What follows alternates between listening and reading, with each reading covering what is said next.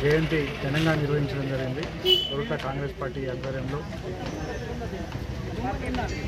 ఈరోజు ఇందిరాగాంధీ గారు చేసినటువంటి సేవలు, ఎన్నో గొప్ప గొప్ప కార్యక్రమాలు చేయడం జరిగింది.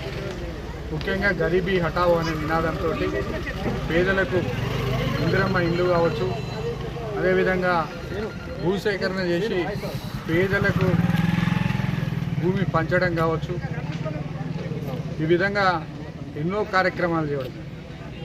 అంతరిక్షానికి పంపినటువంటి మొదటి ప్రధాని ఇందిరాగాంధీ గారు. ఏదైతే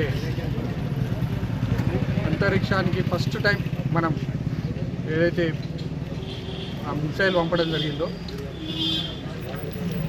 వారి హయాంలో జరగడం జరిగింది. అదేవిధంగా అణుబాంబు తయారు చేసింది కూడా మన ఇందిరాగాంధీ గారి హయాంలోనే. అదేవిధంగా పాకిస్తాన్ మీద యుద్ధం చేసి విజయం సాధించింది కూడా ఇందిరాగాంధీ గారి ప్రధానమంత్రిగా ఉన్నప్పుడే జరగడం జరిగింది. వారు స్వాతంత్ర పోరాటంలో 8 నెలలు జైలుకు వెళ్ళడం జరిగింది. కాబట్టి ఈరోజు వారి అడుగుజాడల్లో కాంగ్రెస్ పార్టీ ముందుకు పోవడం జరుగుతుంది. తెలంగాణలో రేవంత్ రెడ్డి గారి నాయకత్వంలో ఇవాళ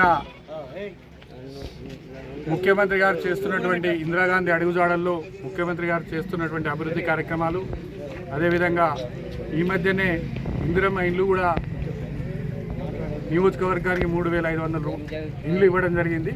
కాబట్టి వాటిని కూడా పేదలకు, బలహీన వర్గాలకు అండగా ఉంటుందని తెలియజేస్తూ మేము ఈరోజు ఇందిరాగాంధీని స్మరించుకుంటూ వారికి ఘనంగా నివాళులు అర్పించుకున్నాం.